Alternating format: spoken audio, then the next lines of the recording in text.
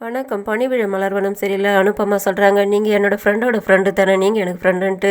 அதை கேட்டு இவர் ஷாக்காக வராரு. அப்போ நான் உன்னோட ஃப்ரெண்டை காதலிச்சாக்கா நீ எனக்கு லவ்வர் ஆக முடியுமா? என்ன நீ உன் இஷ்டத்துக்கு பேசிக்கிட்டு இருக்க? இன்றைக்கி தான் நீ வந்திருக்க, அதுக்குள்ளார ஃப்ரெண்டுன்னு சொல்லுவியான்னுட்டு நீ தினமும் வந்துட்டு எனக்கு வணக்கம் வச்சுட்டு போனோம்.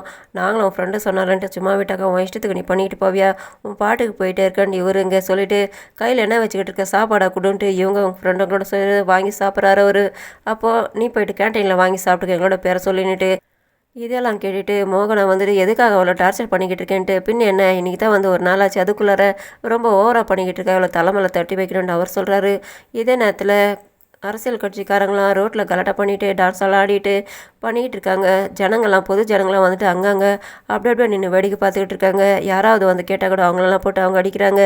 இதெல்லாம் வந்துட்டு பார்த்துட்டு அன்பு ஷாக் ஆகுறாங்க. ஆட்டோவில் ஒரு கர்ப்பிணி வழியில் துடிச்சிக்கிட்டு இருக்காங்க.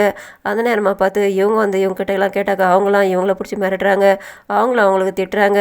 நீங்களாம் அப்படி கலாட்டா பண்ணிக்கிட்டு இருக்கீங்க, இவங்களாம் வேடிக்கை பார்த்துக்கிட்டு இருக்கீங்க, யாரெல்லாம் இவங்களெல்லாம் தட்டி கேட்க மாட்டிங்களா? நீங்கள் கட்சிக்காரங்கனாக்கா இஷ்டத்துக்கு பண்ணுவீங்களாம் திட்டிக்கிட்டு இருக்காங்க.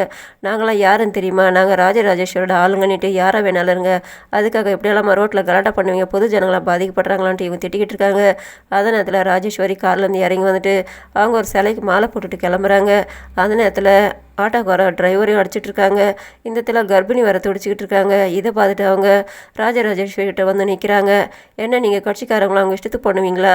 இன்னும் நீங்கள் ஆளை கூட இல்லை, அப்படி இருக்கும்போது இப்படிலாம் கலாட்டா பண்ணிக்கிட்டு இருக்கீங்களா? செத்து போனவருக்கு மாலை போகிறீங்களா? இங்கே ஒரு கர்ப்பிணி துடிச்சிக்கிட்டு இருக்காங்க, 2 உயிர் துடிச்சிக்கிட்டு இருக்குது, அவங்களெல்லாம் விட்டுட்டு இப்படியெல்லாம் பண்ணிக்கிட்டு இருக்கீங்க, நீங்களாம் மனுஷங்களா?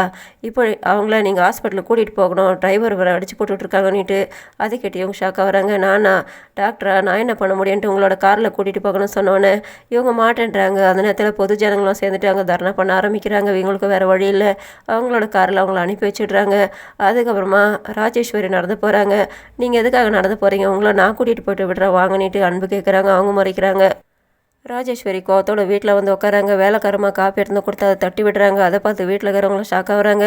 அந்த இடத்துல அவங்க தம்பி பொண்டாட்டி வந்து பேசுறதுக்கு வந்தாக்கா அவங்க திட்டுறாங்க, நான் ரொம்ப டென்ஷனில் கோவத்தில் இருக்கேன், என்கிட்ட பேசாதீங்க கொஞ்ச நேரம், எனக்கு தனியாக விடுன்றாங்க. அந்த நேரத்தில் அவங்க தம்பி வந்து உட்காராரு. ஏன் ராஜி ஒரு மாதிரி இருக்க, என்ன பிரச்சனை, என்ன ஆச்சுன்னு கேட்டோன்னே அவங்க நடந்த விஷயங்கள் எல்லாத்தையுமே சொல்கிறாங்க. யாருன்னு தெரியல, அவள் பார்த்தா மாதிரி இருக்குது, ஆனால் யாருன்னு தெரியல, அவங்க வந்து எவ்வளோ கலாட்டா பண்ணி அசிங்கப்படுத்தி அவமானப்படுத்திட்டான்ட்டு சொல்லும்போது அவங்க கூட இருந்த ராஜேந்திரன்ற ஒருத்தரை கூட்டிட்டு இவர் கேட்குறாரு, யார் அந்த பொண்ணு, என்ன இதுன்னு தெரிஞ்சுதான்ட்டு தெரியலிங்க ஏன்ட்டு அவர் சொல்கிறாரு. என்ன இதுன்னு கண்டுபிடிக்கலான்ட்டு அவரை கூட்டிகிட்டு இவர் கிளம்புறாரு. அந்த நேரத்தில் அரசியல்வாதி அவங்க அப்பா இறங்கி வராரு, நில்லுடான்ட்டு.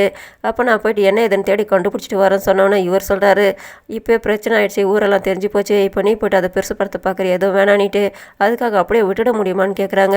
இப்போ இந்த விஷயம் ஊரெல்லாம் தெரிஞ்சிட்டதுனால நான் போயிட்டு பிரச்சனை பண்ணாக்கா அது இன்னும் பிரச்சனையாகும், என்ன நடந்தாலும் நம்ம கண்டுக்கூடாது, நாம் ஆட்சிக்கு வரலாம், அதுக்கப்புறம் பார்த்துக்கலாம், அது வரை நம்ம காத்துக்கிட்டு தான் இருக்கணும்ன்ட்டு அதை பார்த்ததோ ராஜேஸ்வரி கோவப்படுறாங்க.